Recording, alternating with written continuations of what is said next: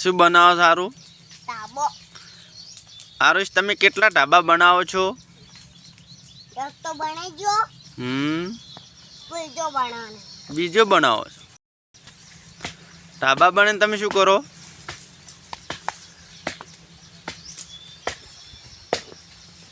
તમે બાટલીમાંથી ઢાબો ચમ બનાવો આરુષ?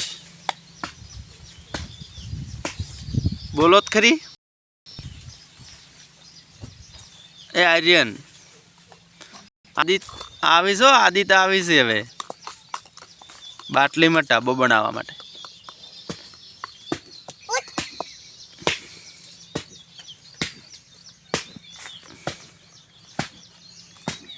બનાવી દીધું.